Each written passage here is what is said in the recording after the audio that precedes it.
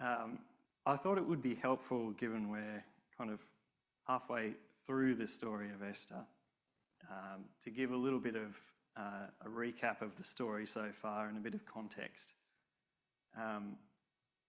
before we start the reading. So the first thing to know is that the story is set in the court of King Xerxes. If you don't straight away know who King Xerxes is, that would be understandable. There's a lot of kings in the Old Testament. Most of those kings are kings of Israel or kings of Judah. And we see through the books of Kings and Chronicles, sort of 500-600 years of history of king after king. But at the end of those books, Jerusalem fell to the Babylonians. The temple was torn down, and all of the best and brightest from Israel were carted off from Jerusalem off to Babylon. Among those taken into exile was Daniel. And Daniel rose to prominence in the Babylonian Empire. And after about 50 years, the Persians came through and overthrew the Babylonians. So Jerusalem was destroyed, 50 years, the Persians came through, and one of the first things that the Persians did was that they allowed the Jews to return to Jerusalem and to start rebuilding the temple. But not all of them did. So they had the option to return, but there were Jewish communities that remained through what was now the Kingdom of Persia. And one of those little communities was in a place called Susa. So King Xerxes is about 3 or 4 kings into the Babylonian, Persian, into the Persian rule after they took over from the Babylonians. Right. And Xerxes reigned from Susa, where there was a small Jewish community. That's kind of the setting for our story. So, at the start of Esther, King Xerxes throws a feast. And kind of long story short, he fell out with the queen in the course of this feast. And it was suggested to him that what should happen is they should bring in all of the prettiest young women from all around the kingdom, and they could each spend a bit of time with the king, and he could choose his favourite to be the new queen. One of the women that was brought in was a young Jewish woman from Susa named Esther. Now, Esther was pleasing to the king, and he chose her to be the new queen.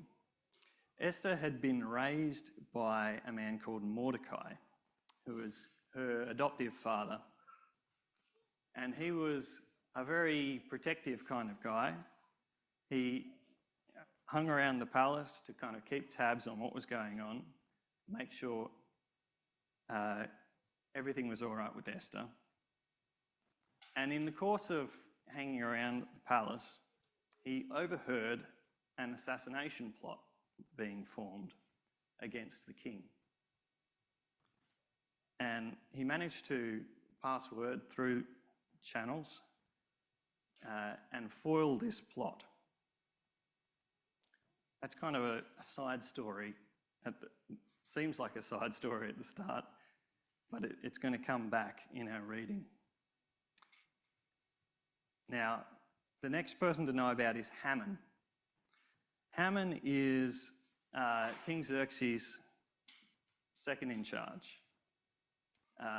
He's a guy who's kind of got tickets on himself, and he convinces Xerxes to put out an edict that everywhere he goes, everyone should kneel down before him, which probably wasn't all that popular. But Mordecai in particular, at the gate, standing at the gate of the palace, refused to kneel to Mordecai. It's not 100% clear why he refused to kneel. It may go back to a family beef that dates back about 600 years. But Mordecai refuses to kneel to Haman. Haman is not very pleased about this. And in one of the all-time overreactions, he says, all right, well, Mordecai's a Jew. What we're going to do now is we're going to destroy, kill, and annihilate all of the Jews. Understandably, the Jewish community in Susa is not very happy about this. And Mordecai asks Esther to go to the king on their behalf, to ask him for leniency. Esther is a little bit reluctant to do this because if you go before the king without being summoned, he has to raise his scepter for you not to be killed. The default is that you would be killed.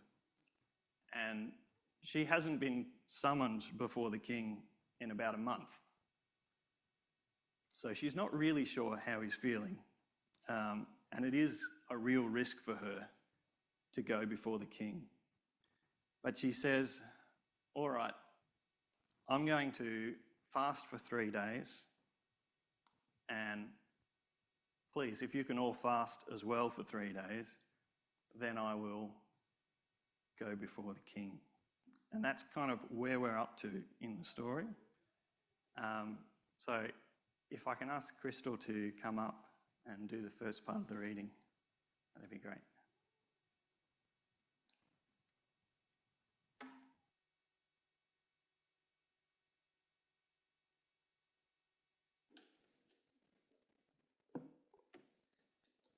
I'm reading from Esther chapter 5, all of chapter 5 and chapter 6 to 6a. That's page 495 in the Church Bibles. On the third day, Esther put on her royal robes and stood in the inner court of the palace in front of the king's hall. The king was sitting on his royal throne in the hall facing the entrance. When he saw Queen Esther standing in the court, he was pleased with her and held out to her the gold scepter that was in his hand.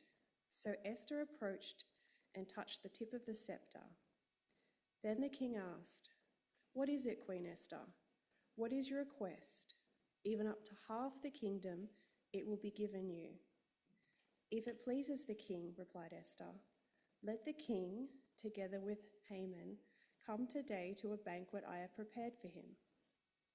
"Bring Haman at once," the king said, "so that we may do what Esther asks."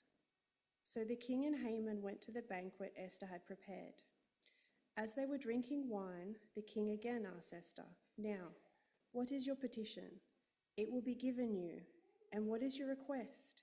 Even up to half the kingdom, it will be granted." Esther replied, "My petition and my request is this. If the king regards me with favor, and if it pleases the king to grant my petition and fulfill my request, let the king and Haman come tomorrow to the banquet I will prepare for them. Then I will answer the king's question." Haman went out that day happy and in high spirits, but when he saw Mordecai at the king's gate and observed that he neither rose nor showed fear in his presence, he was filled with rage against Mordecai. Nevertheless, Haman restrained himself and went home. Calling together his friends and Zeresh his wife, Haman boasted to them about his vast wealth, his many sons, and all the ways the king had honoured him, and now he had elevated him above the other nobles and officials. And that's not all, Haman added. I'm the only person Queen Esther invited to accompany the king to the banquet she gave, and she has invited me along with the king tomorrow. But all this gives me no satisfaction as long as I see that Jew, Mordecai, sitting at the king's gate. His wife Zeresh and all his friends said to him, have a pole set up, reaching to a height of 50 cubits, and ask the king in the morning to have Mordecai impaled on it. Then go to the king to the banquet and enjoy yourself. This suggestion delighted Haman, and he had the pole set up. That night the king could not sleep, so he ordered the book of Chronicles, the record of his reign, to be brought in and read to him. It was found recorded there that Mordecai had exposed Bigthana and Teresh, two of the king's officers who guarded the doorway, who had conspired to assassinate King Xerxes. What honor and recognition has Mordecai received for this? The king asked. Nothing has been done for him. His attendants answered. The king said, who is in the court? Now Haman had just entered the outer court of the palace to speak to the king about impaling Mordecai on the pole he had set up for him. His attendants answered, Haman is standing in the court. Bring him in, the king ordered.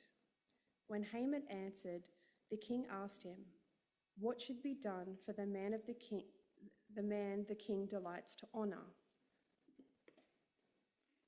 Thank you. I've asked for the reading to pause at this moment because I think this is the absolute peak drama in all of Esther. Everything is kind of built up to this point and it's all about to come crashing down.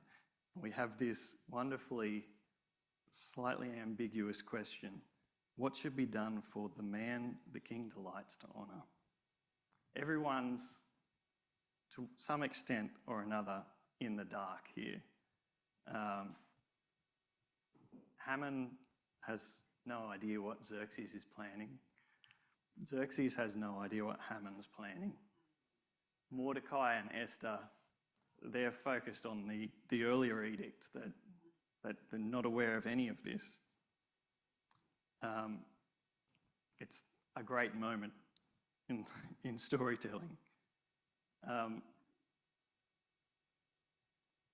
I don't want to dwell on this too long, but I do feel I have to point out the wackiness of setting up a pole of 50 cubits to impale someone. I had a bit of a look at kind of the ancient art of impaling people, and you know, your average pole's about kind of this high, and they just kind of stick the pole up into the guts of people. 50 cubits, that's longer than like a standard cricket pitch. It's completely impractical. Anyway, I had to mention it. There are some interesting references to other stories in the Bible going on here. There's an interesting one into the New Testament where the king says to Esther, what is your request? Even up to half the kingdom, it will be granted. And that might remind you of Herodias' daughter. When she goes before Herod and dances for him, and he makes this same offer to her, and she asks for the head of John the Baptist. In the Old Testament, the clearest parallels, I think, are to Joseph, and particularly Joseph in prison. If you remember, Joseph interpreted dreams for two of his fellow inmates while he was in prison, and the dream said that one of them would be reinstated to their position, and the other would be impaled. And not long afterwards, there was a feast, another feast, and the dreams were both fulfilled. But Joseph was forgotten. And I think this is another parallel. You got Mordecai forgotten. And Joseph was forgotten for 2 full years in prison. So, yeah, there's definitely some Joseph parallels going on here. I'll get Margaret to come up and do the second half of the reading now, and then have a few more comments.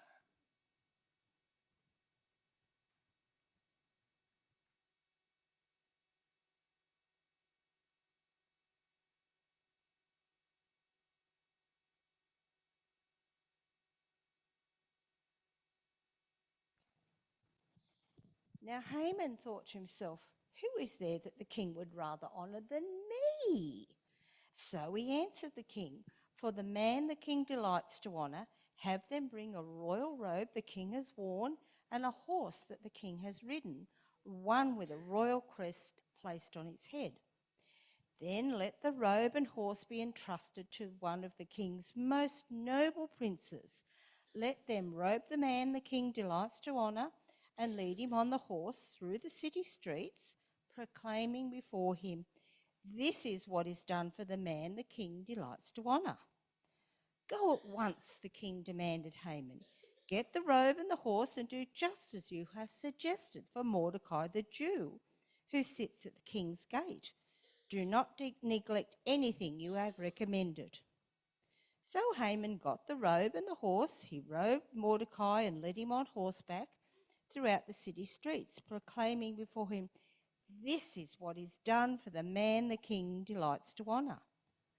Afterwards, Mordecai returned to the king's gate.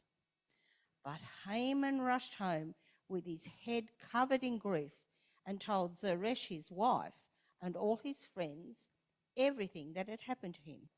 His advisers and his wife Zeresh said to him, "Since Mordecai, before whom your downfall has started, is of Jewish origin, you cannot stand against him. You will surely come to ruin." While they were still talking with him, the king's eunuchs arrived and hurried Haman away to the banquet Esther had prepared. So the king and Haman went to Queen Esther's banquet. And as they were drinking wine on that second day, the king again asked, "Queen Esther, what is your petition? It will be given to you. What is your request?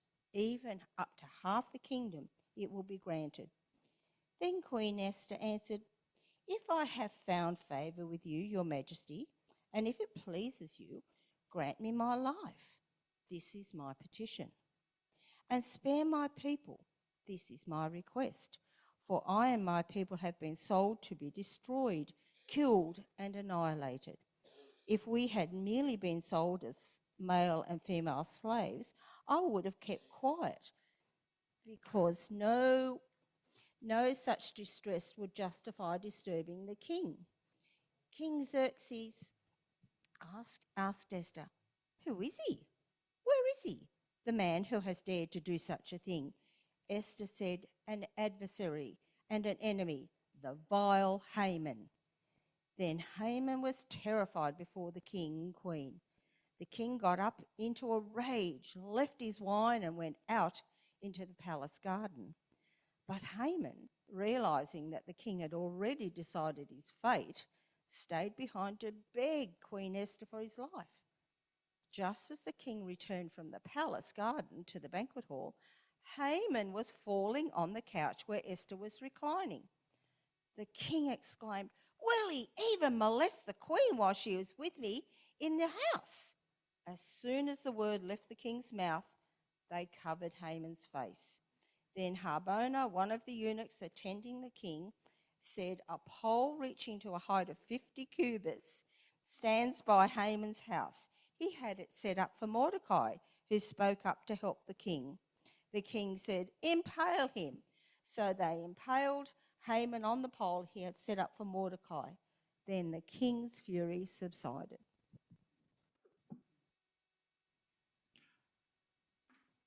So Haman met with a well-deserved humiliation, and then a mostly well-deserved demise.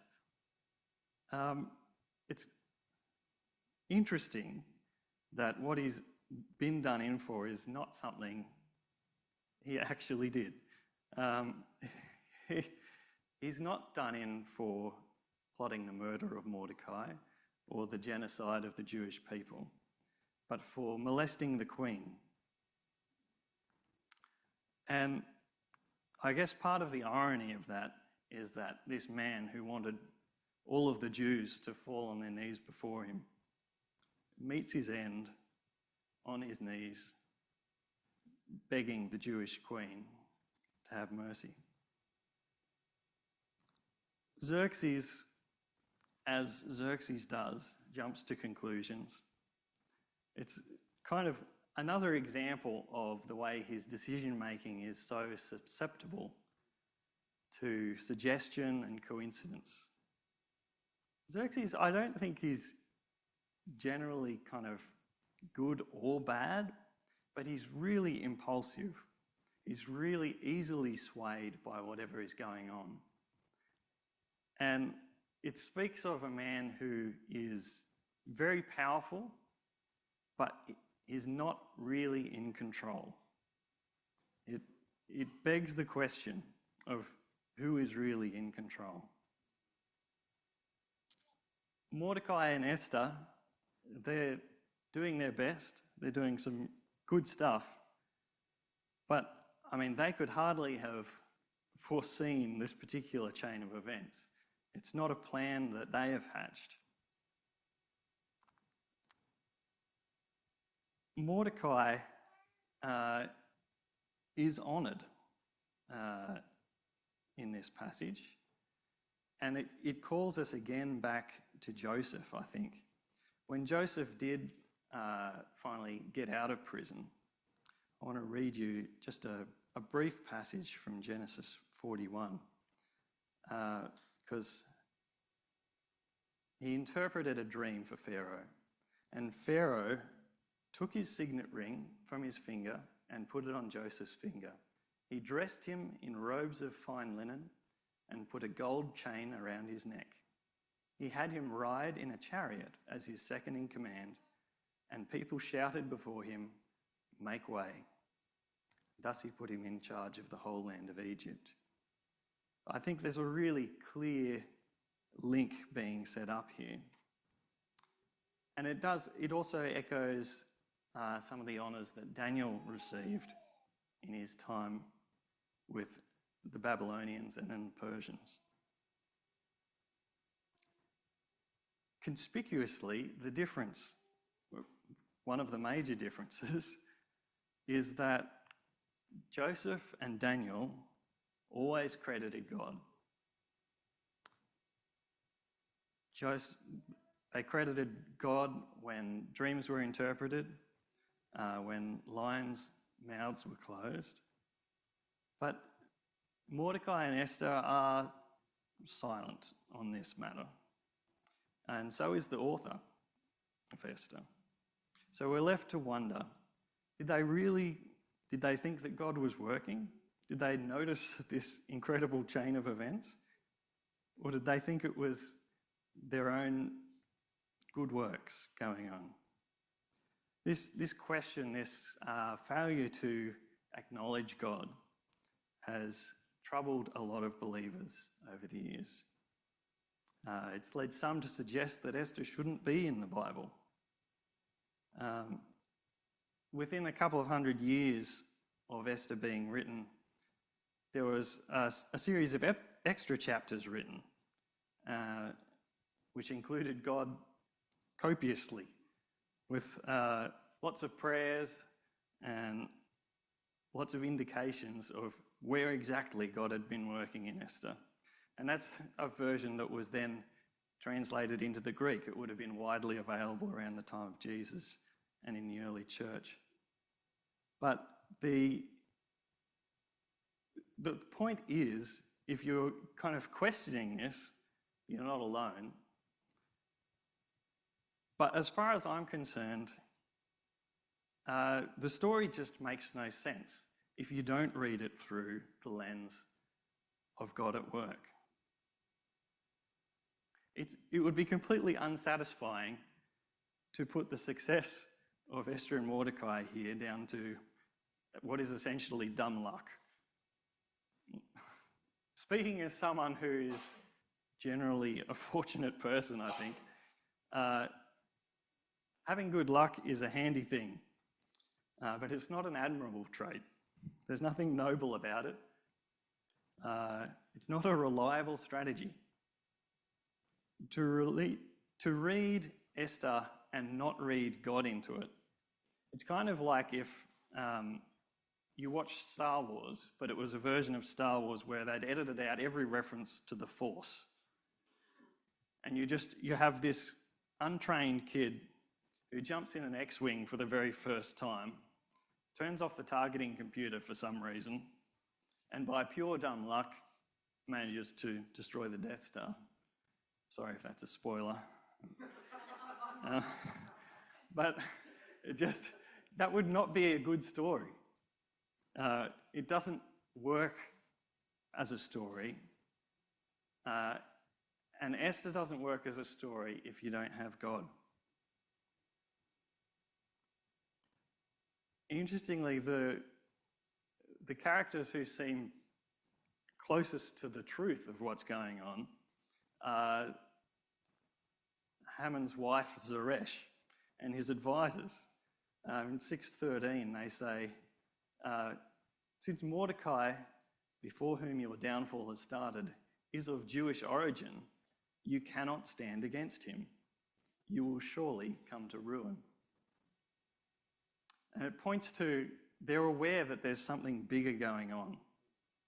I wonder, with the life of Daniel in living memory, some of these advisors would be very familiar with the way that Daniel was protected in the early days of the Persian kingdom. So I think we must see God at work in the delivery of Mordecai and later, more generally, the delivery of the Jews.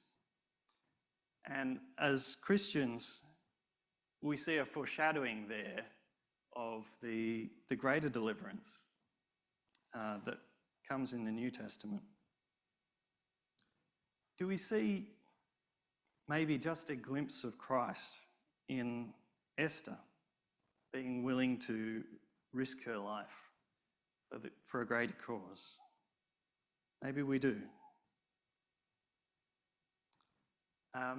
We're going to come and have communion together now. We're going to remember that great risk, the price that Jesus paid for us. As we share that together, I just, ask you to reflect and to be grateful for that great deliverance that we have received through Jesus.